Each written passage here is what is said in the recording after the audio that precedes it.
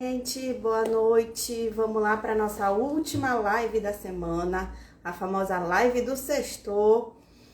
E hoje, na sexta, eu vou trazer uma pessoa que vai trazer um papo leve pra gente, porque a gente já passou a semana inteira falando de uma porção de assuntos mais pesados. Então, no nosso sextor, a gente vai ter um assunto um pouquinho mais leve. Vamos falar de amamentação, vamos falar de pós-parto, né? E vamos falar com uma pessoa que é super especial para mim, que é a Lia.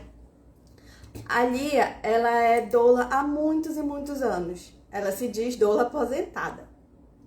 E o meu sonho é trazer a Lia de novo para a doulagem, mas ela também é especialista e consultora em amamentação e é ativista pelo parto e nascimento humanizados. É uma pessoa de extrema competência.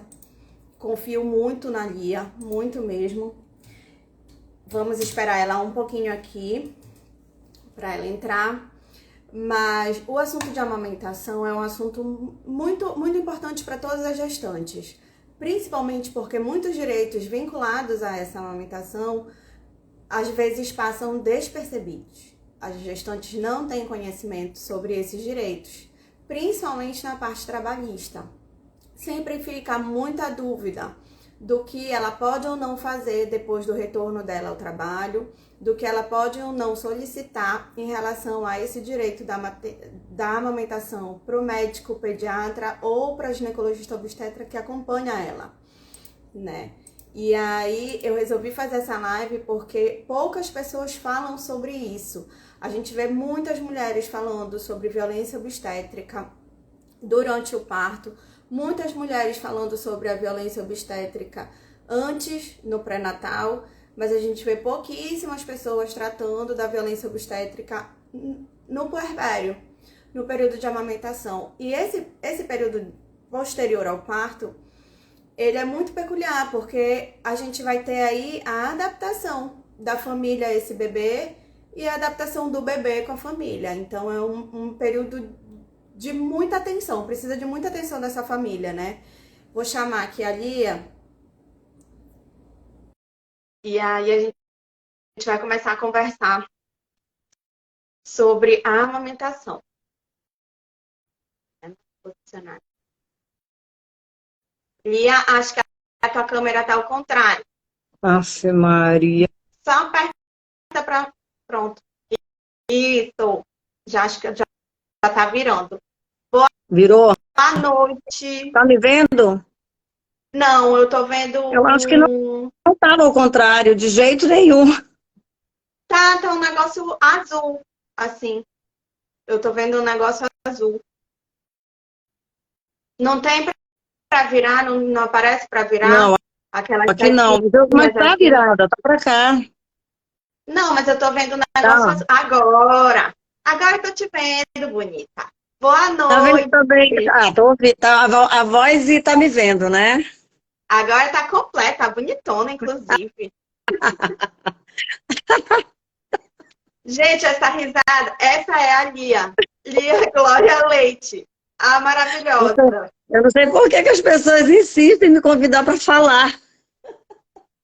Será que é porque a tua fala é Ai, boa? meu Então, pai.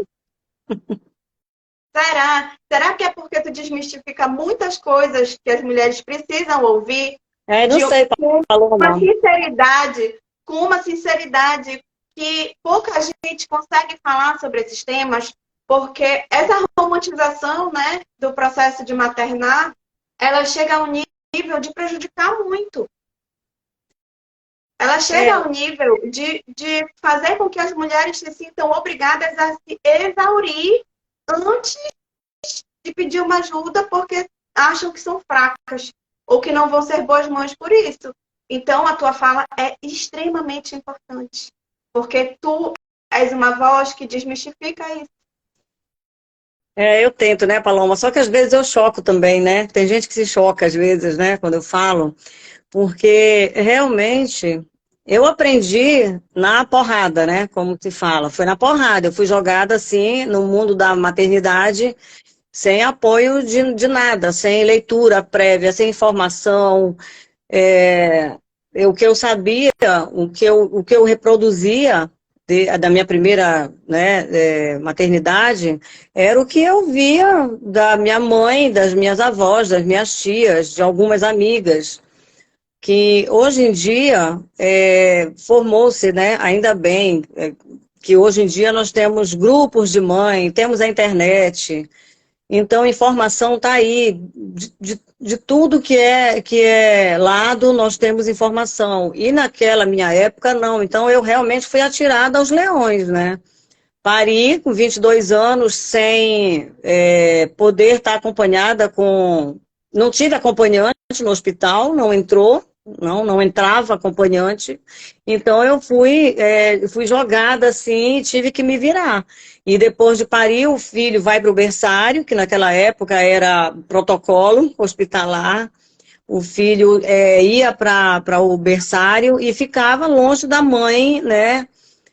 Por um tempo determinado pela instituição até voltar para a gente. No meu caso, foram 5 horas longe de mim, que ficou no berçário 5 horas e eu não sabia nem onde estava, como estava, não tinha como ver, não tinha ninguém, não tinha um acompanhante para ir saber alguma coisa. Então eu fui atirada aos leões e foi exatamente, foi isso aí que me fez, que me motivou, né, a enveredar por esse caminho de buscar acolhimento, né, para essas mulheres, para as gestantes puérperas, não é? E buscar acolhimento e incentivá-las a buscar informação, né, que elas possam... Mas eu não acordei rápido, né? Eu demorei muito para despertar, justamente porque nós não tínhamos essa rede, né, que hoje em dia que nós temos de informação, que é a internet. Então, os livros que nós tínhamos eram livros muito... com uma pegada ainda muito positivista, né? Então, Na verdade, na minha gestação, o livro que tinha era aquele livro do bebê. E exatamente era só praticamente isso. aquela Bíblia, né? Foi a minha Uma Bíblia Bíblia. durante muito tempo. E só tinha as informações praticamente de cuidado e de acompanhamento daquele bebê. Aí tinha tudo detalhado, direitinho, o que fazer, o que não fazer, as práticas da época, por óbvio. Mas você tinha pelo menos alguma coisa para te nortear. Eu também fui mãe muito jovem. Eu engravidei a primeira vez com 19 anos. Eu tive a minha filha com 20. Então, foi um sustão, assim, na família toda. E eu também não tive esse apoio de ter alguém para recorrer, porque a última grávida tinha sido a minha mãe e a última gravidez dela tinha sido de mim. Então, foi um lapso temporal aí de 19 anos, né?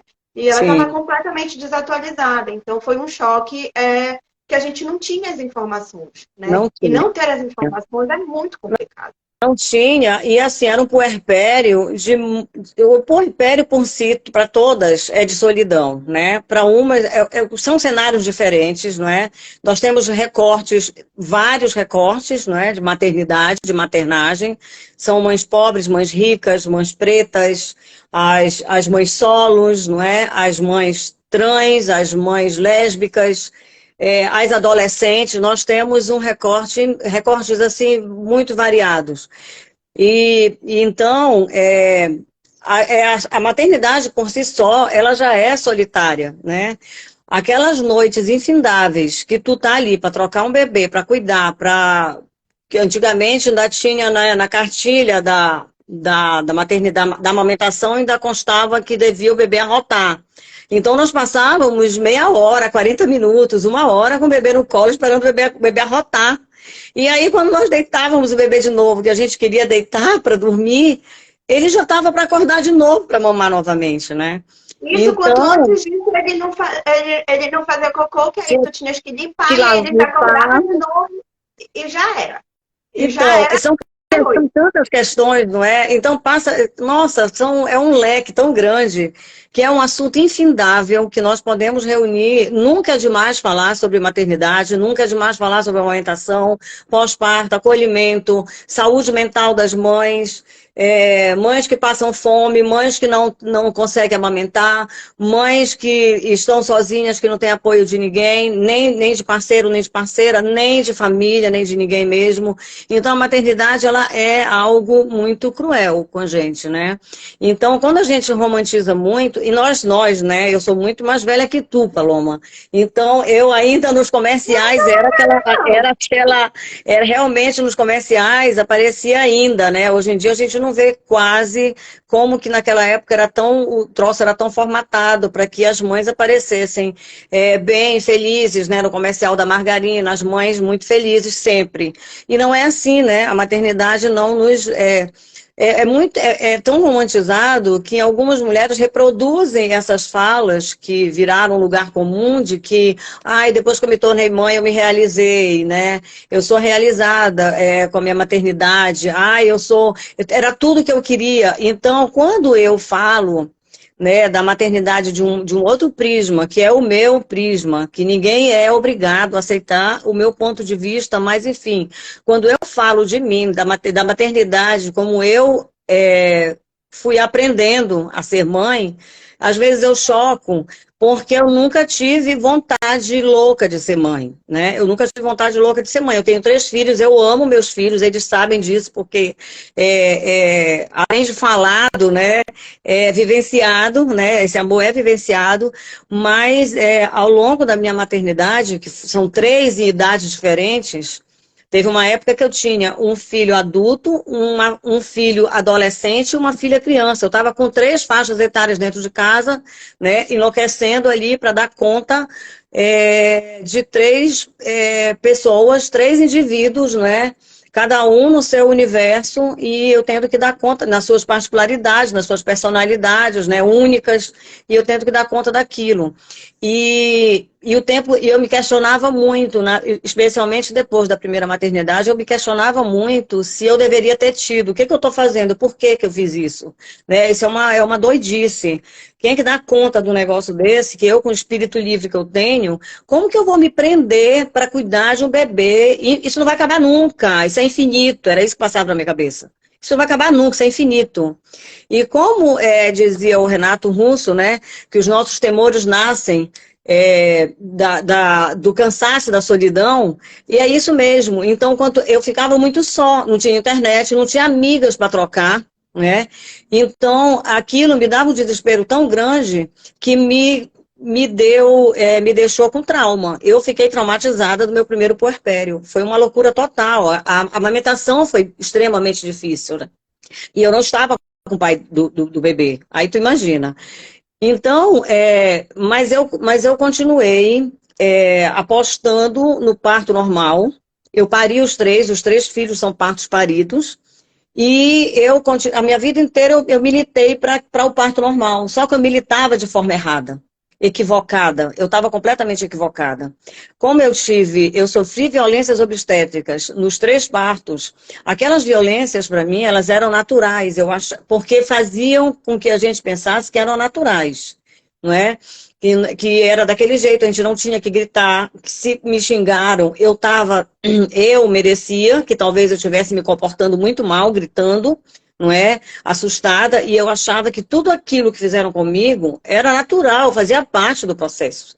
E aí, quando eu assisti o filme Renascimento do Parto, em 2013, né, meus filhos estavam grandes, foi quando eu despertei.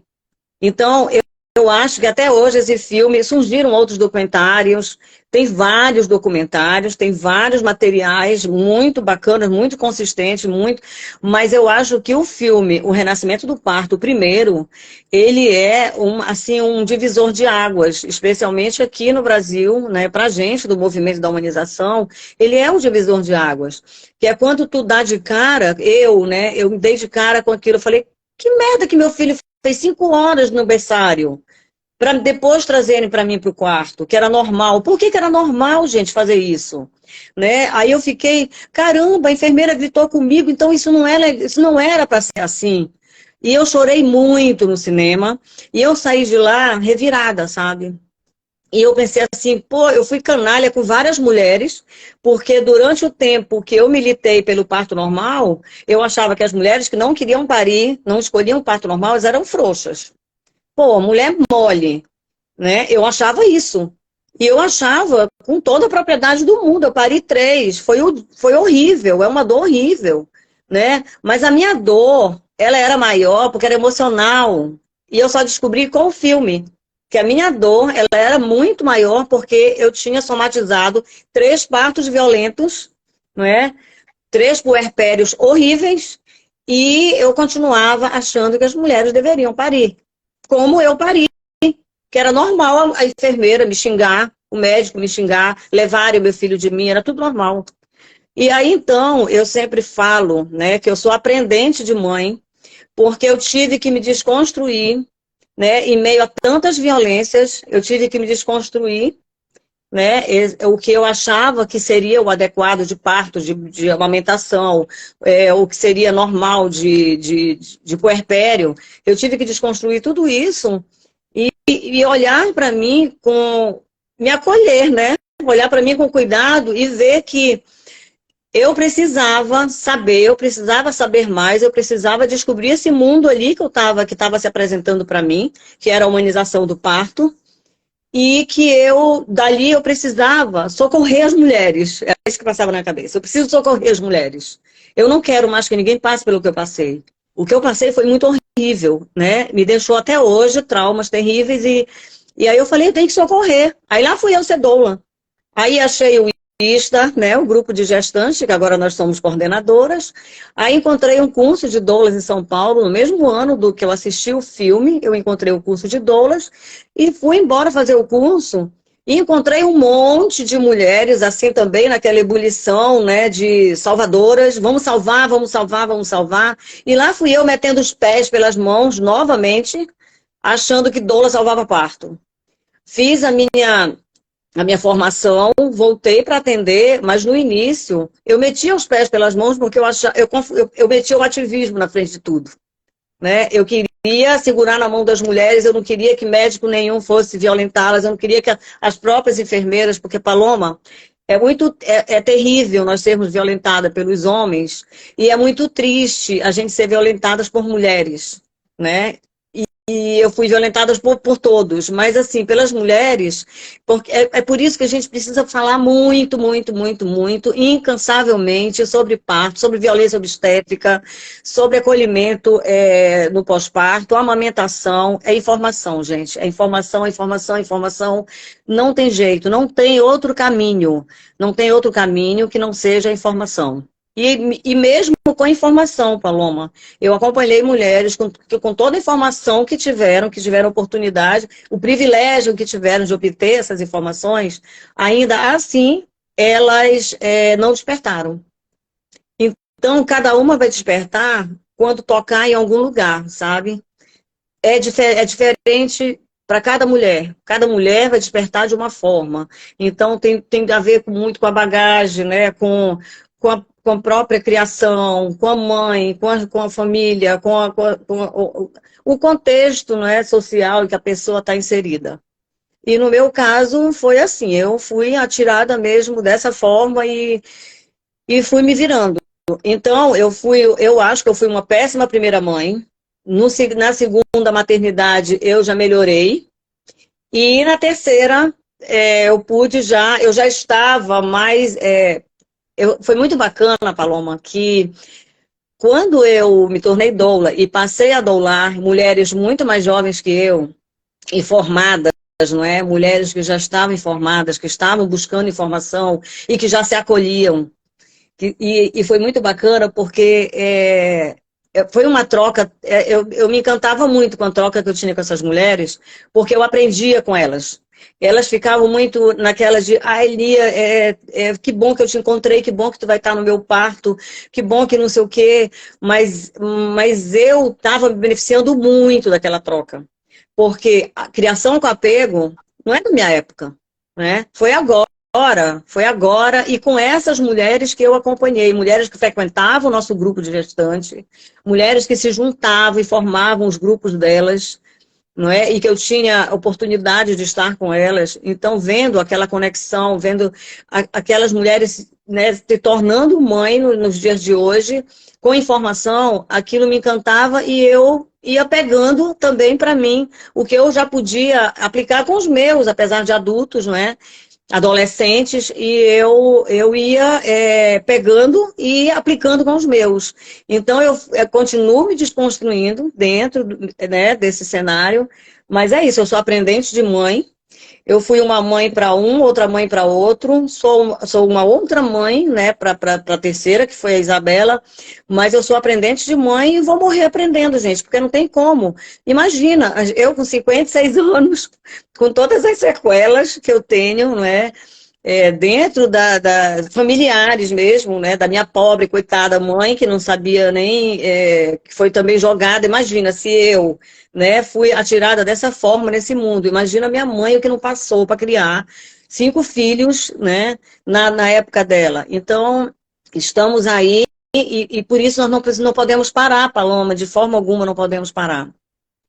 E somos todas, né? Somos todas aprendentes de Toda. mãe. E precisamos nos entender dessa forma, porque o início da violência é justamente você imputar essa mulher que ela não seja uma aprendente, que ela seja uma doutoranda no assunto que ela está começando a ver agora. Que ela acabou de receber um bebê e parece que tudo ali nessa recepção é óbvio para qualquer pessoa, menos para ela. Então ela já se sente completamente inadequada naquele ambiente pela própria postura das outras pessoas. Ah, você é mãe, você tem que sentir o que você tem que fazer instantâneo e no susto. Não é assim. Se a gente não construir durante a gestação o mínimo de conhecimento para que essa mulher consiga receber aquele bebê, ela vai entrar em pânico. E vai ser normal entrar em pânico. Mas ninguém vai dizer para ela, como tu estás dizendo claramente, que é normal entrar em pânico. Vão dizer para ela que ela está errada, que ela é uma mãe ruim, que ela é inadequada, que a formação dela não foi boa, que ela não ama o suficiente. Hoje eu repostei um vídeo que a mãe estava falando assim, um dia eu não quero brincar com meu filho. Eu sou ruim porque eu não quero brincar um dia. Olha o nível de culpa que as mães têm. Enquanto a gente não cobra nada dos pais, enquanto a gente não cobra nada do resto do grupo familiar, que quando esta mulher está em puerpério, precisa e deve ajudar. E dever ajudar não é lá visitar e dizer que o bebê é fofinho ou listar uma série de condutas que entende como errada. Porque ainda tem isso.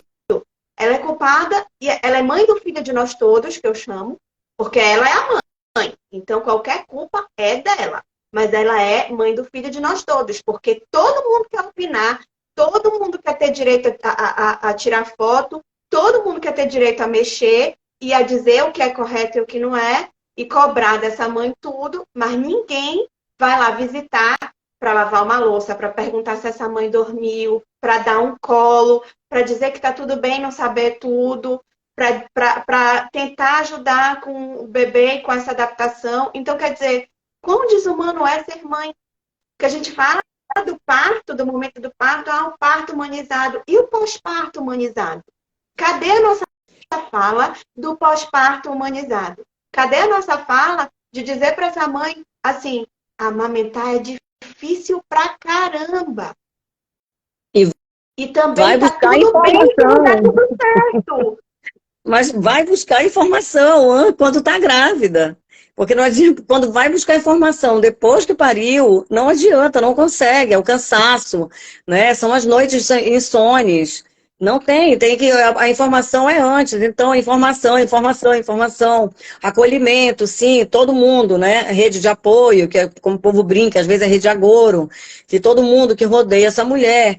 É por isso que eu não estou mais atuando como doula, tá? Quero até falar para quem entrou, para quem vai nos assistir. Eu realmente parei, né? Não estou em paz com isso. Não foi assim. O processo foi doloroso.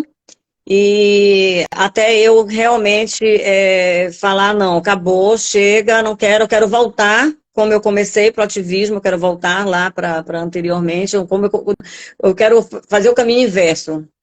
mas eu parei, não estou atuando, mas na minha prática eu priorizava a informação e para mim era assim, conversar com a gestante e perguntar quem é a rede de apoio, quem são as pessoas que estão contigo nessa gestação.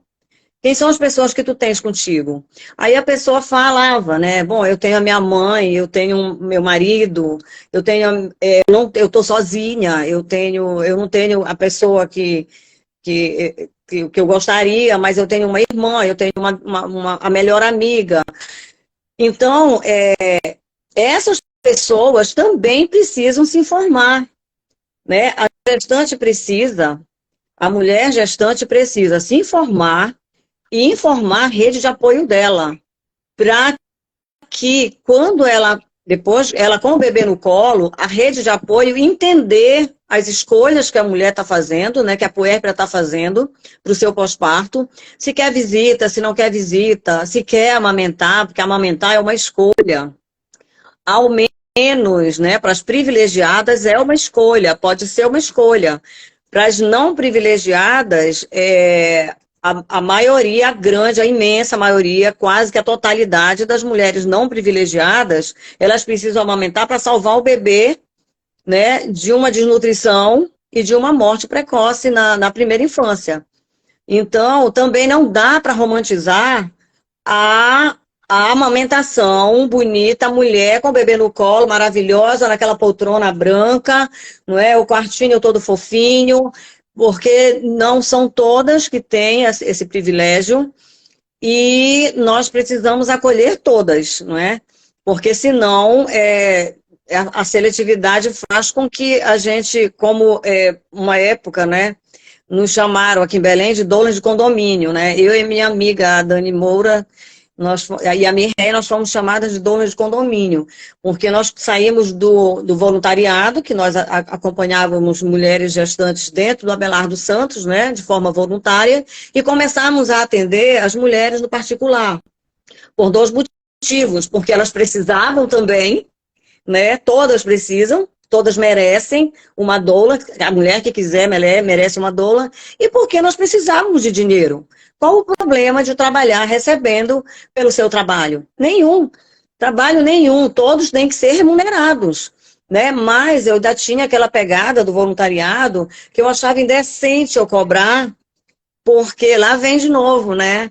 Ah, mas é doula, é um sacerdócio, com coração, é uma coisa de amor, é doula por amor, vai fazer por amor. Gente, amor não enche barriga, amor não paga as contas, mas eu demorei muito para despertar para isso. Porque quando eu despertei para a violência que as mulheres sofriam, eu também achava que ninguém deveria cobrar por acolher ninguém. Financeiramente, doulas, né, não deveriam cobrar para atender ninguém. E no caso da família... Reforça só uma coisa que a gente também precisa falar dentro da maternidade. Reforça mais uma vez que o trabalho da mulher não deve ser remunerado. Só porque é mulher e só porque é um trabalho de acolhimento, ele não tem que ser remunerado e não tem que ser entendido enquanto trabalho, é um trabalho. Inclusive, é o exercício a maternidade é um trabalho, né? A maternidade é um trabalho. É um trabalho. E são pessoas que te dão, mas que precisam também se vestir. Tu tem uma responsabilidade. Tem filhos, tem vida.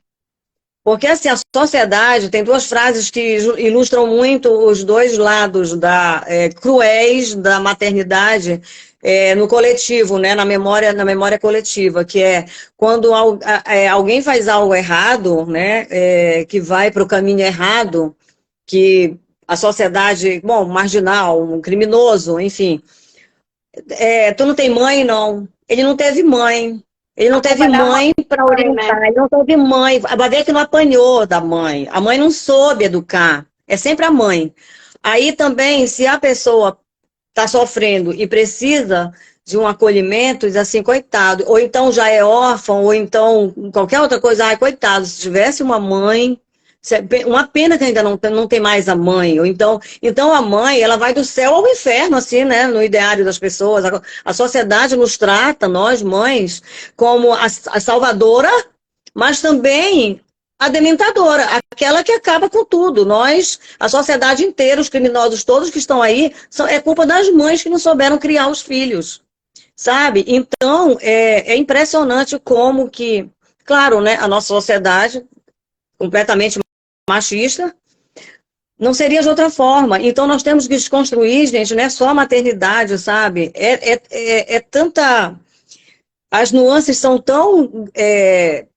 grandes, são tão grandes, é um espectro tão grande, assim, e assim, despertar despertar as mulheres de que elas precisam se apropriar da vida delas, né?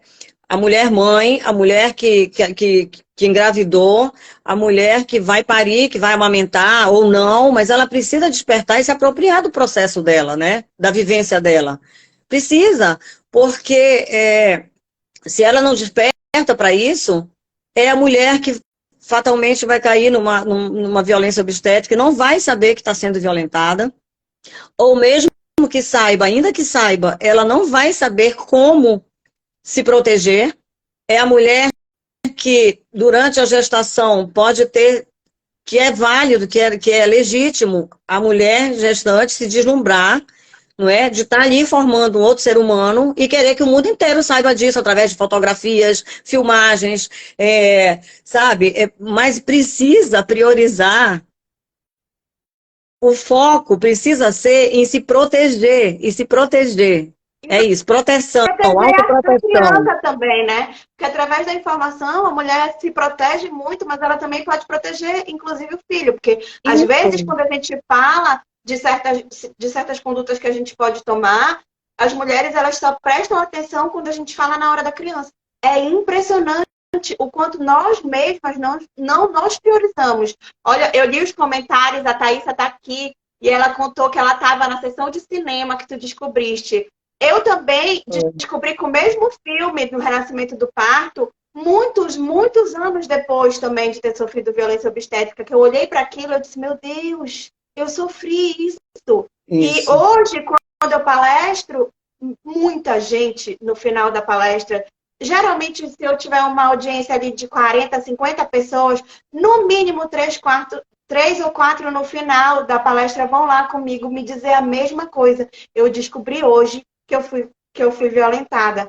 E aí, às vezes, já vem, emenda a pergunta, assim, ainda tem tempo de fazer alguma coisa, ou se já passou, ou o que pode fazer. E, enfim, nós, como vítimas, muitas vezes nós nos tornamos os profissionais que vão tentar amparar. Porque o trauma, ele é eterno. E o trauma da violência obstétrica é aquele trauma que todo ano a gente rememora, no mínimo uma vez, que era o dia do aniversário do nosso filho, que fica, que é aquela dualidade, né? A gente lembra do que a gente passou e a gente está feliz porque é mais um ano de vida do filho. Então, tem como esquecer. É eterno. O trauma é eterno. Às vezes ele é ressignificado, né? A gente vai convivendo com esses traumas porque a gente já conseguiu sair dali de vítima total, né? Do escuro. Saímos do escuro e conseguimos despertar para que possamos apoiar outras mulheres. Então, isso motiva a gente e isso vai minorando aquela dor, né? Comigo foi assim, não que, claro, continua o trauma, mas eu pude resgatar muito, né? E entender o meu parto, entender o que eu passei. A gente precisa entender, como a gente precisa saber da origem da gente, quando a gente coloca um outro ser humano nesse mundo, porque, gente, é incrível. Eu não sei se tu assistiu aquele filme, ou Minha Gaivota. Tem uma cena do filme que me marcou muito e parece besta, assim, para quem assiste, né?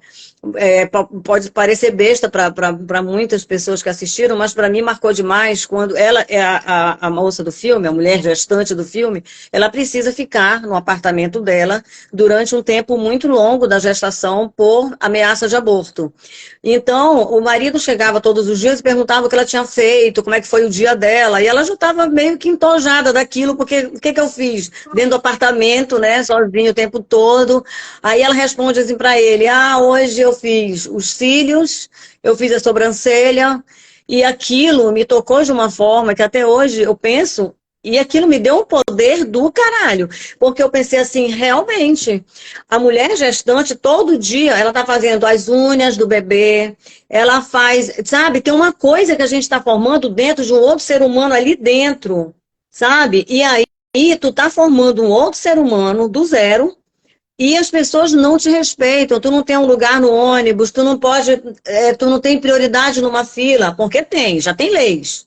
Mas tu, como advogada, sabe que dali das leis até quando serão realmente respeitadas são séculos. É um processo. E aí, então, aquilo me tocou muito, sabe? De eu pensar assim, cara, quanto poder nós temos, sabe?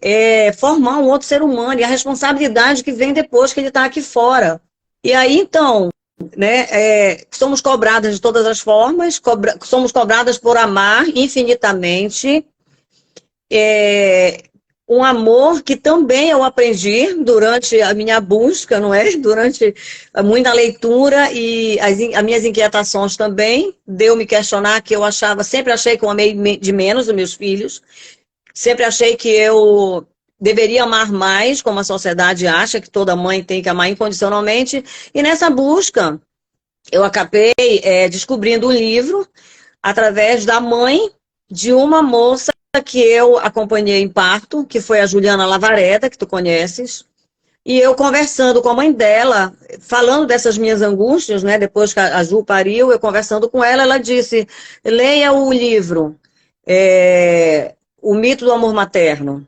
E aí eu fui buscar o livro para ler, gente, aquilo me deu um conforto imenso, eu me encontrei, sabe, eu me encontrei e eu espero que outras mulheres despertem para isso também, de que o amor materno, ele é construído, ele pode aumentar, ele pode diminuir de acordo com as nossas vivências, não é, durante a maternidade, pode aumentar, pode diminuir, ele pode sumir, ele pode voltar, para umas é maior, para outras é menor, mas não quer dizer que não ame o filho. É só uma forma de amar, porque a gente vai construindo isso.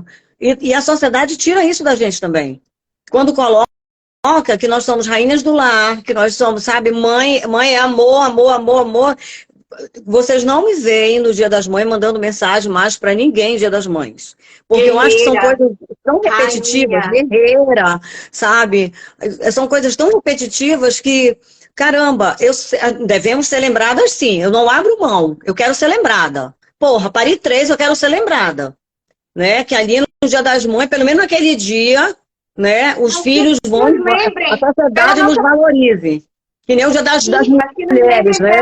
Pelo nosso valor, Exato. Que nos lembrem pelas pessoas que somos, que nos lembrem na nossa própria individualidade. Porque o que eu considero que é mais violento ainda é você querer imputar a todas as mulheres que elas maternem da mesma forma, que elas sejam pessoas iguais. Ninguém é. E ninguém nunca alcança esse patamar de expectativa que tem de mãe. Mãe é aquele ser que, de repente, tem que virar uma pessoa imaculada, não pode mais errar. Exatamente. Exatamente. Não pode. Aí vem os tabus, os tabus, os tabus. Exatamente. Até filhos. Deus o livre estar no bar. Deus o Isso. livre você ir no bar, você ser mãe. Quer dizer, da onde vem esse ser? Eu não conheço um ser assim. E por que a mãe tem que ser assim? A partir do momento que engravida, tem que virar um outro ser humano, todo mundo querendo limar a individualidade daquela mulher, entendeu? Se meter no íntimo daquela mulher, nas escolhas íntimas daquela mulher, inclusive, pegar, tocar na barriga, né? Sair dando opinião quando nunca daria se aquela pessoa não tivesse gestante. Exato. Que invasão é essa que é permitida a partir do momento que aquela mulher está gerando um outro ser e está, assim, mais vulnerável?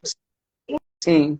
Enfim, tem um comentário aqui que a gente precisa, né? Tudo muda. Como a gente estava falando, você está formando um outro ser humano, tu imagina a energia, não é, que nós gastamos, que a mulher precisa para nutrir um outro ser humano, né? Para gerar um outro ser humano. Então, não tem como uma mulher gestante não estar emocionalmente fragilizada, não é? Ainda mais se for essas mães que nós comentamos anteriormente, menos privilegiadas. Não é? Deus o livre,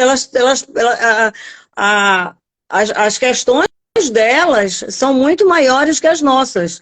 Nós que que conseguimos um acesso à informação, conseguimos verbalizar, conseguimos gritar, pedir ajuda, esculhambar, se a gente quiser, não é? Porque nós já nos apropriamos. E tem mulheres que não têm nem isso, nem a voz. Estão caladas, silenciadas, e acham, e não despertaram, então e continuam achando que elas precisam ser as melhores mães do mundo, porque Deus o livre se o fulano souber que meu filho tirou 2 de matemática. Ai, não, as minhas vizinhas, as minhas amigas não podem saber que meu filho tirou 2 em matemática, tirou 0. Deus o livre, não, eu tenho que esconder. Gente, é violência em cima de violência, sabe? E a gente passa a querer imputar aos nossos filhos que eles realizem os nossos próprios propósitos, né? Os nossos próprios sonhos. E isso é violência em cima de violência. A Sâmia está falando aqui que a gente precisa chamar os homens para o debate, né? Que essa discussão não pode se encerrar em nós mesmos. Eu concordo e acho mais. Acho que o que a gente está falando aqui, os recortes da violência obstétrica, os recortes dessa maternidade prejudicada por essa sobrecarga desnecessária e descompensada, não é um problema de saúde pública, é um problema social, tem que ser tratado como um problema social grave. Sim. E não um problema para a gente discutir no chá das 5 entre 7 mulheres. A gente precisa discutir isso politicamente, em larga escala, para que a gente consiga reduzir significativamente essas violências, porque é violência psicológica, é violência física, é violência da própria individualidade, da dignidade da pessoa humana. As mães sofrem muito e não é legal naturalizar sofrimento, né? A dor do parto, ela existe, tem que ser uma dor, mas não tem que ser um sofrimento. Por que a gente tem que transformar a vivência da maternagem num sofrimento contínuo, numa necessidade de se justificar o tempo todo, nessa exaustão que a gente sente quando o bebê sorri, tudo fica lindo. Ai, o bebê é lindo, mulheres, né? E tem mulheres que no puerpério não podem chorar, né? Tem mulheres no puerpério. Eu cheguei a atender uma moça que, assim, a minha vontade era ir embora e não ficar, porque me doeu tanto que eu tava para desabar no choro ali, revivendo meus puerpérios, né? Assim, como que é difícil. E olha que segundo e terceiro puerpério eu tive um puta de um apoio do pai dos meus filhos, do meu marido. O apoio foi, assim, muito bom, foi muito presente, muito parceiro mesmo, corresponsável. Mas aí mas toda pessoa que eu atendia em puerpério me trazia alguma coisa do meu primeiro puerpério, porque foi terrível, terrível, terrível. Uma coisa assim que não consigo, até hoje eu não consigo me recuperar, sabe? Então, essa moça, ela me chamou enquanto o marido estava no trabalho para que eu ajudasse, porque ele não queria mais que ela amamentasse, que ela estava sofrendo, e não tinha necessidade, ela precisava comprar o leite, que eles tinham conversado sobre isso durante a gestação. Uhum. Só que depois que o filho nasceu, ela mudou de ideia. Eles tinham conversado na gestação que a hora que precisasse dar leite, eles iriam dar sem culpa, porque era o correto a fazer. Que ela ia tentar amamentar. Se não desse certo, não era para fazer igual uma amiga dela que tinha amamentado, e enfim, era esse o acordo. Então, quando ela me chamou numa hora que ele estava no trabalho. E o atendimento da amamentação, os meus atendimentos, pelo menos, eles levavam 2 horas, 2h30, 3 horas. Eu cheguei a ficar 4 horas em atendimento. Porque a gente precisa fazer anamnese, mas a gente precisa fazer um reconhecimento de onde aquela mulher está, né? Quem está na casa? Quem tá como rede de apoio? Quem é que tá com essa mulher? Né? E como que ela está? Ela precisa falar, a gente precisa ouvir essa mulher. Não é se tu chegar e ver um bebê e uma mãe amamentando, o que tá pegando? O peito tá ferido, não sei o que, é isso aqui, e ir para a parte técnica. A gente precisa olhar a mulher como um todo, ouvir e fazer de uma forma que ela confie na gente, que desperte nela uma confiança para ficar uma conversa gostosa, que ela consiga realmente falar. E eu vi que ela não relaxava em momento nenhum, né? Eu estava o tempo todo, eu não sabia até então que ela só me chamou porque ele estava no trabalho. E eu não sabia a hora que ele ia chegar. Então eu estava me estendendo como todo atendimento meu fazia da mesma forma. Conversando, perguntando, e aí sim, orientando quanto à amamentação, mas o tempo todo fazendo aquele reconhecimento para saber até onde a extensão da dor, né? Que dores mais tinha ali, haviam ali. E aí ela já não aguentava mais, o bebê já estava no colo, consegui colocar, ela conseguiu se ajeitar com o bebê no colo e tudo, e ela muito feliz, né, muito agradecida de estar conseguindo, mas ao mesmo tempo eu via que ela tinha algo que não... Aí ela falou assim, Lia, eu preciso que tu vá. Aí eu falei, ok, tudo certo, tá tudo bem, tá tranquila, tá, vou ficar à disposição. E ela, não, é que eu preciso te falar uma coisa. Aí ela foi falar, ela disse, meu marido tá para chegar. E ele não queria que eu chamasse consultora, porque nós tínhamos combinado na gestação que eu ia tentar amamentar, mas se eu não conseguisse logo, nos primeiros dias, eu ia dar o leite e tava tudo bem para nós, a gente ia, e estava tudo bem. Ela disse, mas quando eu estava grávida, eu achava que realmente seria dessa forma. Eu estaria bem, seria muito simples. Eu ia me desapegar de amamentar. Se eu sofresse, eu não vou ficar igual fulano, não deu certo, eu vou desapegar. Então, só que as coisas mudaram quando ela estava com o bebê no colo. Ela sentiu necessidade de amamentar, né? As demandas foram outras, né? E, cara, é naquele momento, assim, que cai uma coisa em ti, diz assim, Senhor, como que eu ajudo, sabe, essa mulher? Eu vou embora agora para casa e isso vai ficar reverberando em mim, porque eu atendi, mas eu tenho quase certeza que dali em diante, na primeira fala dele, né, na primeira fala dele e qualquer outra dificuldade, ela não vai me chamar para retorno. Ela não vai me chamar mais para retorno. E foi assim, exatamente foi assim como aconteceu. Depois eu tentei falar com ela, dias depois, ela não me chamou, não é? Nem no WhatsApp para dar retorno. E aí eu mandei uma mensagem e ela falou assim, não, Lia, ó, é como eu te falei, tá tudo bem por aqui, tá tudo bem, fica tranquila, dando aquela evasiva e pá, eu falei, bom, a história dela acabou, né, meu trabalho acabou, a história dela, e vou tentar logo tratar de não ficar com mais essa dor, né, não, eu vou logo tratar disso para não... E meses depois, muitos meses depois, eu encontrei ela e ele no shopping. E aí, cumprimentei, aí eu vi quem era ele, cumprimentei ela e tudo, mas não falei, claro, que eu tinha conhecido ela para ir lá na casa dela, para ajudar com a amamentação. E aí ela me disse, não, Lia, ele saiu, não estava perto da gente, ela falou, não, eu desisti porque estava muito complicado eu ia dar conta, ela falou, eu ia dar conta. Depois que tu foste lá, me ajudou muito e eu vi que era possível. Mas o bebê chorava e ele ficava, e o leite, cadê? Já compramos, olha o leite, vamos dar o leite. E eu insistindo ainda, insisti por mais uma semana e depois eu desisti e fui dar o leite. Então, sabe, não é obrigada a amamentar, mas se a mulher quer, ela tem que ser respeitada. O que faltou? Lá na gestação, a conversa franca, né? Ou a mulher que ela não se conhecia como mãe, ela não sabia como seria o cenário no pós-parto e ela com o bebê no colo. Ela não sabia o tamanho do amor que ela teria, como ela lidaria com esse amor, a culpa, talvez, de parar de amamentar e falar, caramba, eu vou desistir. E futuramente, e se eu me sentir mal daqui a anos por eu não ter amamentado? Sabe, então é tanta coisa para a gente administrar enquanto mulher na maternidade que isso só vai realmente melhorar paulatinamente.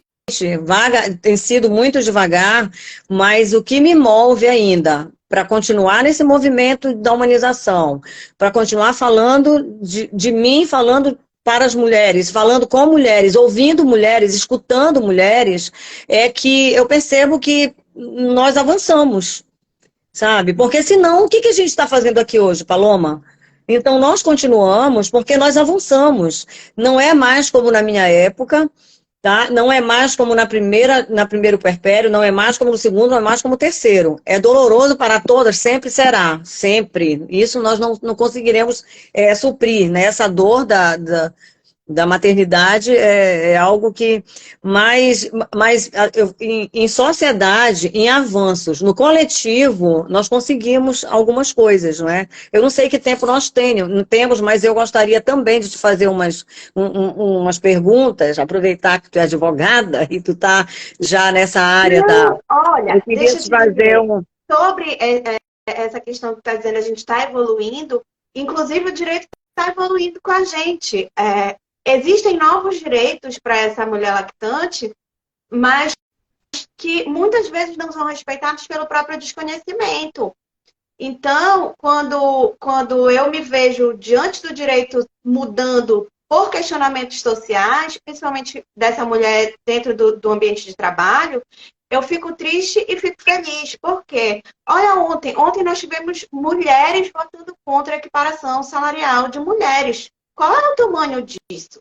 Mas, ao mesmo tempo, nós tivemos aprovado uma lei que, além de dar prioridade de atendimento para as lactantes, permite que essas mulheres tenham 2 períodos durante o dia no trabalho para usar para amamentação. O que não significa que ela vai conseguir amamentar esse bebê dentro do trabalho, mas que significa que ela vai poder estimular, vai poder tirar o leite, vai ter que ter um lugar para guardar esse leite materno dentro do trabalho dela, para que no outro dia que ela possa deixar o filho dela para poder ir trabalhar, ele tenha esse leite para poder fazer uso no período que a mãe estiver ausente. Então, a gente tem leis que fazem com que essa mulher tenha um pouco mais, né, de condição de manter essa amamentação, por mais que a gente saiba que é muito difícil, que já é difícil para as mulheres que têm a maternidade como atividade exclusiva, né, que ficam em casa,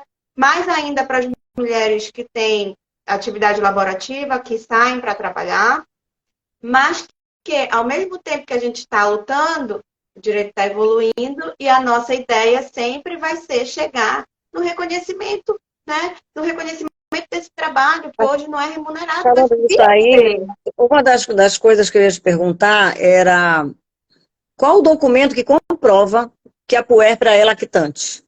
Porque puérpera, o patrão sabe que é puérpera, ela pariu, né? Ele sabe que teve um bebê, que é mãe, que se tornou mãe e tudo, mas como que o patrão sabe que aquela mulher está amamentando, que ela é puérpera e ela precisa amamentar? Tem algum Os médicos, documento? os médicos que acompanham tanto o pediatra quanto o ginecologista obstetra daquela mulher, eles têm que emitir o atestado de amamentação. A Clarinha. O atestado de amamentação é o que vai garantir dessa mulher, por exemplo, chegar numa fila e ter um atendimento prioritário. Porque ela pode chegar em qualquer lugar e dizer assim, eu sou lactante, mas muita gente vai desconfiar. Então, ela tem um documento, sim, é o atestado de amamentação. E esse atestado de amamentação, ele tem que ser revalidado mensalmente. Então, por exemplo, quando vai na consulta do pediatra, o pediatra Não pode sabia emitir disso, o Paloma. atestado de amamentação para aquela mulher. E isso, inclusive, as mulheres que E são as lactantes no mulheres, trabalho, o elas SUS, e o SUS, sabem. Oi? No SUS e no também. SUS. Se tiver, por exemplo, vai no posto e solicita. Eu gostaria do atestado de amamentação para poder comprovar no meu trabalho que eu estou amamentando. Aí vai A fazer o Clara teste do a Clara tá, leite e emite. a Clara tá perguntando se pode jogar leite na cara dos outros para provar que está Deve, amamentando. deve. Mas o fato é que, Ai, por exemplo, dentro do trabalho, Thaisa as tá mulheres falando que são afastadas de certas condutas. Se for local insalubre, se for trabalho mais forçoso, elas precisam ser afastadas por estarem amamentando.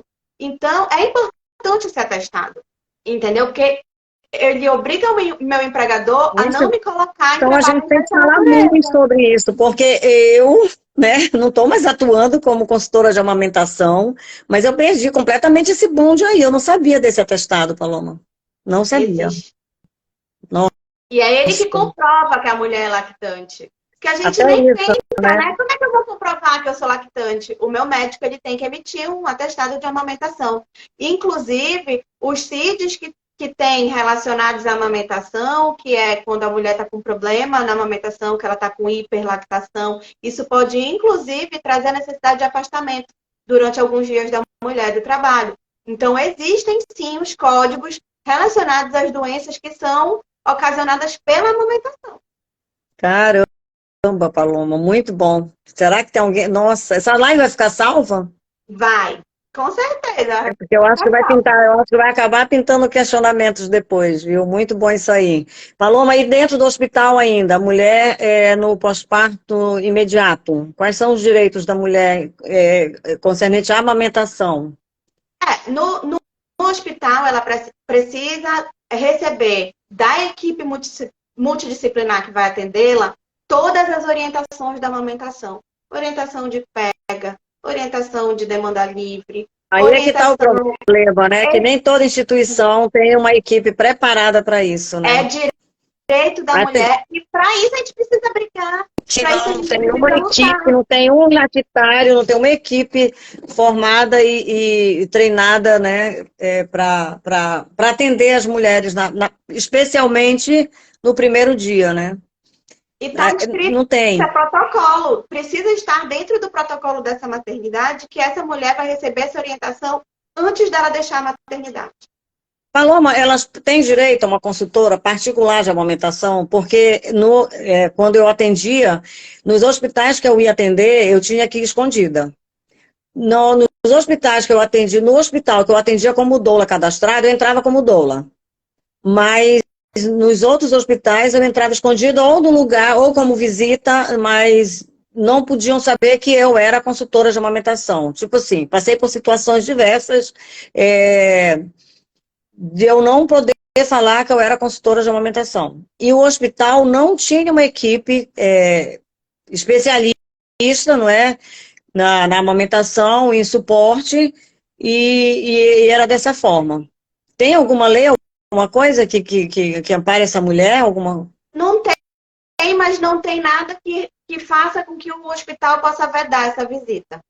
Porque quem tem que ter o amparo é o hospital para dizer qual é a razão hospital Mas chegar na portaria do hospital, eu fui chamada, eu sou consultora de amamentação, a fulana de tal, que está no apartamento, na enfermaria, no local tal, até mesmo no SUS, que eu fui atender dentro do SUS também, não é? Então, fui barrada. Ali no hospital de clínicas, eu fui barrada 2 vezes, eu não consegui atender a pessoa lá dentro como consultora de amamentação. Né? E a pessoa não tinha ninguém dentro do hospital que pudesse ajudá-la. Tem, mas era uma pessoa no plantão para todos os leitos e todas as lactantes que eventualmente estivessem com problema, entendeu? Então, é por isso que eu estou te perguntando. Essa pergunta que eu deixo aqui, por que não deixar entrar uma pessoa que pode auxiliar essa mulher nesse processo que é tão difícil, se o hospital não está conseguindo dar conta? Porque faz parte do pacote da violência. É importante. Não tem razão. Não tem justificação para eu negar. A violência obstétrica, inclusive, né? Que tem pessoas que acham que violência obstétrica é referente apenas ao ato do parto, do trabalho de parto e parto. E a violência obstétrica não é. É puerpério e gestação. É todo o período perinatal, né? Inclusive, Lia, as condutas de violência no puerpério, elas costumam ser, às vezes, mais traumáticas do que as do parto, porque elas se repetem. Por exemplo, um companheiro que não apoia aquela mulher durante o processo de amamentação, ele não apoia diariamente, e aquilo vai sendo massivo para aquela mulher. Um companheiro que não auxilia aquela mulher, a trocar as fraldas, a ter sequer um momento que ela possa relaxar um pouco, que ela possa tomar banho, que ela tenha o mínimo de sono possível, né? Que dê para se sustentar ali num dia como... Tudo isso é violência. Tudo isso é uma forma de violência. E o puerpério é um período muito propício a isso, porque a gente está muito suscetível, a gente está muito vulnerável. A Thaisa está falando aí, excelente ponto, a violência obstétrica também no abortamento. Nossa. Sim. E é uma das mais complicadas. Por exemplo, você colocar uma gestante que acabou de passar por um processo de parto, que teve uma perda ou chamada de abortamento, né, que a gente tem antes das 20 semanas, ou também depois, né, de ter o nascimento natimorto, colocar essa mulher do lado de uma outra que acabou de ganhar bebê e ela vê o bebê Nossa. da outra, isso é desumano. Isso é desumano. Ou colocar essa mulher para passar por esse período sem ter condição de ver o feto. Sim. Eles não dão essa possibilidade a muitas mulheres. Ou Ou de não entregar condenar, o corpo. ou julgar a mulher também por não querer ver, né? Ou julgar por não querer ver. Ou não deixar que aquela família possa fazer o processo do luto, fazer o enterro, fazer uma despedida, sabe? Tudo isso Sim. acontece. E acontece reiteradamente. E É a o gente luto, fala né? A pouco. pessoa vivenciar o luto, né? Ter direito ao luto dela, né? Eles roubam até o luto da pessoa. Até o Fora luto é... todos os julgamentos, né? Fora todos os julgamentos. Que ela foi incapaz de gestar até o final, que ela não se cuidou adequadamente, sem informação, às vezes, nenhuma para isso. Não precisa, nenhuma justificativa. E mesmo que não tenha, jamais você deve pegar uma pessoa que está fragilizada, né, para submeter ainda mais violência e dor. a mais humilhação, né? Eu lembro, a Thaísa tá aí, nas nossas idas, que é no presídio, né, feminino. Eu não lembro o nome exatamente como que chama lá, onde nós íamos, a Thaísa lembra. A violência que as mulheres apenadas, as mulheres, as presas, né, gestantes presas, passavam e passam, né, no momento do parto, porque, nossa, elas não têm como uma delas, né, falou numa das reuniões que nós fizemos dentro do presídio com elas, uma delas falou, nós já não temos direito a nada, nós não temos mesmo direito a nada, porque a gente errou, né, então, quando a gente chega na maternidade, a gente não pode gritar, a gente não pode, porque a gente já errou. Então, aquilo, sabe, unidade materno-infantil, tá isso, ok. E era isso, sabe? Elas não podiam, então elas não se sentiam. Violência dentro da violência. É tão sistematizado que naturaliza. Então, elas não se sentiam merecedoras, não é? Do respeito e do acolhimento, porque elas deviam à sociedade, elas estavam presas porque elas deviam à sociedade, elas erraram, elas eram criminosas. E o momento do parto ser pior ainda do que a mulher em situação de liberdade, né? Liberdade. Então é muito triste, porque como que a gente fala, como que a gente consegue alcançar que essa mulher, ela tem o direito, e como que tu chega no sistema para falar que essa mulher tem o mesmo direito que todas as outras mulheres, né? De parir, com respeito, do pós-parto, amamentação, o bebê que fica com as mães, se eu não me engano, na época que nós começamos a ir nas visitas, eles ficavam 6 meses, e a diretora da unidade, que era Fátima Botelho, na época, ela conseguiu que se estendesse até 1 ano de idade. Então, nas reuniões que nós íamos, que estava na época de alguma mãe entregar o bebê para a mãe, ou para o juizado, ou para... Vamos retornar, né? Tá aí, ó, Paloma, vamos retornar, bora logo, via OAB, retornar esse projeto na SUSIP, viu? Com as presas, com as aprisionadas. Então, elas tinham que entregar, elas têm que entregar o filho para a família, se a família quiser, se a família não quiser, vai para o conselho tutelar.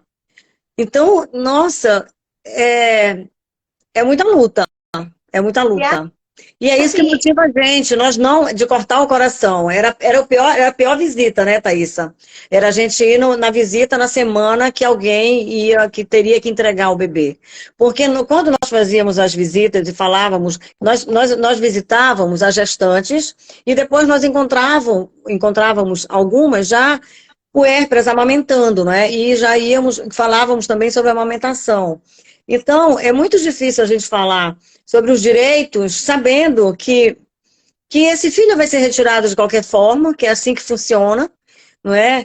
e elas despertarem. Era bonito ver o despertar delas para a maternidade, que algumas falavam para a gente assim, eu nunca tive oportunidade de criar meus filhos, porque eu não tinha, eu tinha que trabalhar, ou eu nunca tive a oportunidade de estar com meus filhos pequenos, não é? De ser mãe, de amamentar, e agora que eu estou tendo, daqui a pouco eu já vou ter que entregar.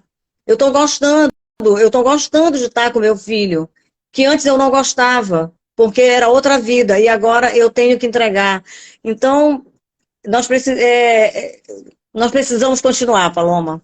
Precisamos continuar, vamos falar, e como disse a Sâmia, né, antes, precisamos trazer a plateia, precisamos incomodar. Eu acho que a pandemia tirou a gente muito do cenário, assim, do ativismo, né, da militância, de abrir o bocão e incomodar, e as ações que o ISTA fazia antes, não é? Então, eu acho que a gente precisa incomodar demais, porque é só assim que muda. É só assim que vai mudando. Tem que tirar. Não tem que ser confortável para ninguém. Se não é para gente, enquanto mãe, gestante, puérpera, amamentando, mãe de... não vai ser para ninguém. É isso. Se não está confortável para a gente não vai deixar ser confortável para ninguém. Então vamos continuar. E vamos falar. Bora fazer um jabá aqui. A gente está fazendo na OAB esse mês agora, durante todo o mês, a arrecadação de absorventes íntimos e fraldas para as mulheres em situação de cárcere. E é na culminância desse projeto que a gente vai exibir o documentário da Denise Soares sobre o parto, a dor do parto que eu não tive, né, que fala sobre violência obstétrica, e a gente vai estar lá na mesa, eu e você. Isso. Então, para debate, a gente está Anota aí, gente, estaremos lá. Mas não é live, tá?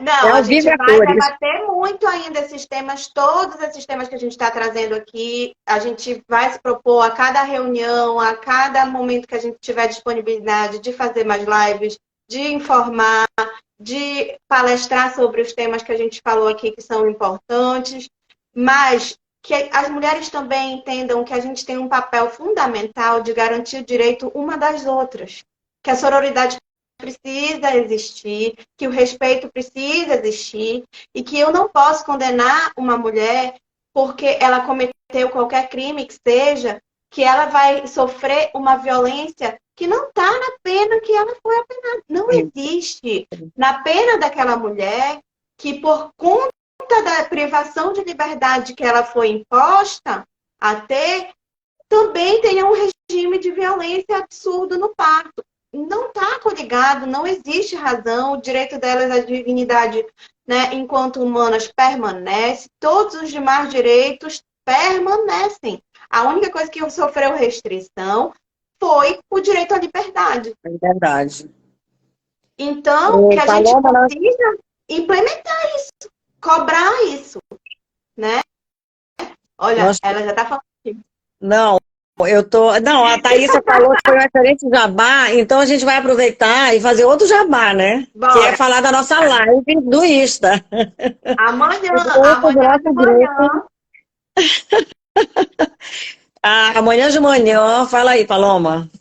Amanhã de manhã estaremos reunidas lá no Instagram do Insta, no Insta do Insta. No né? Insta Belém. Para retomar a retomada das reuniões presenciais. Não é? Então, amanhã nós temos live com as outras coordenadoras. Eu e Paloma somos coordenadoras do grupo de apoio à gestante Istar Belém. E não tem como a gente escrever o nome aqui, não sei como é que faz para a gente colocar para vocês. Thaísa, coloca aí, por favor, @ do Istar Belém. Pronto. A Thaísa está colocando aí, gente, quem estiver na live, por favor, anota, Istar Belém. Amanhã nossa live de retorno, somos 4 coordenadoras e amanhã estaremos nós 4 conversando já sobre o retorno das reuniões presenciais. A Clara Tomás, que aparece aí na timeline, ela foi uma frequentadora do ISTA, das duas vezes, né, das 2 gestações, e ela está falando aí o quanto que isso ajudou também ela a despertar para a questão dos direitos das mulheres e a maternidade como um todo. E muitas vezes, Agradecendo. o despertar dessas mulheres, por mais que aconteça durante a gestação e numa roda de gestantes, essa mulher carrega esse despertar para a vida inteira. Porque ela desperta não só como mãe, muitas vezes ela desperta como mulher, né? Ela desperta para tudo, né?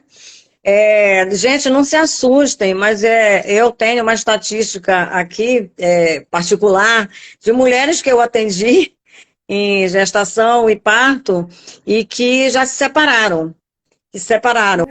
Foi tão forte o despertar para os seus direitos e para a maternidade e enquanto mulher como um todo, né, que depois não deu para sustentar mais continuar com o parceiro que elas estavam, não deu para sustentar mais, não teve mais como. E separaram. É uma mulher que se reinventou, né, que se descobriu e, e Empoderou mesmo. e não tinha como, né? Porque as escolhas vão se fazendo já dentro desse despertar. E querem mais, e querem mais. Porque é muito difícil uma pessoa que desperta para a violência contra as mulheres e não querer estender a mão para outras mulheres. É muito difícil uma mulher que despertou não querer dar a mão a outras mulheres. Então vira uma seara tão grande que às vezes quem está com essa mulher não suporta mesmo, né? Não consegue mais acompanhar. Conheceu uma mulher e hoje em dia tem uma outra mulher potente, né? Informada, politizada, e aí não consegue sustentar aquilo, não. Mas eu Bia, tenho uma estatística ali. eu tô com medo do Instagram quicar a gente, que a gente já passou do tempo. Ah, então nós já chamamos para a live, o papo foi muito bom. Queria agradecer todo mundo que entrou, Tem viu? como não Teve ser? gente que veio. Teve gente que veio, saiu, e é assim mesmo, não é? A Marilinda, eu não consigo ver todo mundo. Ah, o teu super parceiro entrou, Almir, a Carla Elaine, mãe da minha netinha maravilhosa, Sônia, minha amiga, a Alda, gente, a Edna Carla, tem muita gente, Cida, Dani Moura entrou, Wanda Bress, Moema Luiz, ó, Moema é cria do Ista, viu? A Wanda Bress também é cria do Ista, muita gente aí. Então, tem muita gente para nos ouvir, Paloma, vamos continuar falando. Amanhã na live do Ista. Amanhã estaremos juntas mais uma vez, isso é apenas o começo. Essa semana já tivemos oportunidade de estarmos presencialmente juntas numa visita à maternidade, né, Nossa, essa Lia? semana a gente esteve muito junta, né? Exato. Estamos aí construindo vários projetos que vão vir muito de encontro com essa nossa necessidade de prestar esse serviço social, né, de apoio à maternagem, de apoio, sobretudo, às mulheres, né, às tentantes, às gestantes, às mães, às que não querem ter As que não filhos querem ter também, filhos, porque muitas isso. vezes uma conversa um colo para uma mulher que decide não ser mãe e também é julgada constantemente por isso, é complicado, sabe? É Falar outra sobre violência, os mais uma direitos violência. sexuais femininos, a possibilidade de fazer uma laqueadura hoje em dia que já existe para as mulheres que não são mãe previamente, sabe? Essas conquistas, elas precisam ser divulgadas, porque enquanto eu deixo só o sistema divulgar, o sistema não divulga. A Sim, não é verdade interesse, né? essa, não É. há interesse. Então, a gente precisa conscientizar as mulheres de que elas são donas dos próprios corpos, de que elas são donas da própria vida, que a gente está galgando assim, né, legislações para pautar a nossa autonomia, mas não adianta nada os papéis se a gente não conseguir efetivar isso. E a gente só consegue efetivar isso com educação, com informação, E a boca né? no trombone. E E a aí, boca no trombone. E somente juntas faremos a mudança, a Clarinha está falando aí. É isso aí, gente. Juntas. Então vamos encerrar. foi um O papo prazer. foi bom. Muito A gente fez todo um obrigada. roteirinho, gente. A gente pensou um monte de coisa previamente, o que que seria mais interessante, mas não tem como, porque o papo ele é assim mesmo, né? Quando se fala de maternidade, de direitos das mulheres, violência contra as mulheres, o papo ele é dinâmico, é orgânico, não E tem como a gente seguir o roteiro. eu te avisei que o que eu queria hoje era um papo leve, um papo real, que foi exatamente o que aconteceu, muita verdade foi dita, né? E é isso que as mulheres precisam, de verdades, de pessoas honestas, que não estejam com filtro, com dificuldade de dizer é difícil, às vezes é ruim, mas a gente supera. Só que a gente não tem que, porque a gente supera, a gente se exigir demais. A gente Exato. também tem limite. Mãe também tem limite. Antes de ser mãe, somos humanas e somos mulheres. Então, que a gente se permita errar, que a gente sempre busque ser o nosso melhor, mas que a gente se contente em ser o nosso melhor. E nos entendem quanto imperfeitas que somos. Sim, Somos todas imperfeitas. E estamos todas em construção até ir embora, né? Eu digo que até o dia que eu for embora dessa vida, eu é quero me desconstruir e me reconstruir. E isso. para isso eu preciso estar imperfeita. Porque se eu for perfeita, o que eu vou Não há construir e mais nada, reconstruir? Não vai né? ter, né? Então é sobre isso. Quero agradecer demais, demais, porque eu sei que tu fazes esforço para estar comigo e para estar segurando a minha mão nos espaços. E eu valorizo demais isso, É tá? verdade, Eu é te tudo que faz isso respeito, te mais admiro comigo, né? muito. Faz Não, te muito respeito isso e te comigo, Paloma. admiro Essa muito. semana foi fundamental. O apoio que tu me deste, eu retornando, né, para esse universo aí da humanização, do movimento, das nossas causas, tudo. Essa semana para mim foi muito importante, de eu poder retornar para os lugares, inclusive sair de casa, ir até os lugares, enfrentar elevadores, enfrentar elevadores, e só ontem, anteontem, na nossa visita, foram 8 elevadores. Eu acho que a minha psicóloga já pode me dar alta. Vamos caminhar para isso. Vamos caminhar para isso. Tá Beijo, Paloma. bom? Obrigada, viu, amiga? Muito obrigada. Todo Beijo. mundo, muito obrigada. E amanhã, por Boa favor, noite para na nossa todo live. mundo. Amanhã com a gente na live do Insta.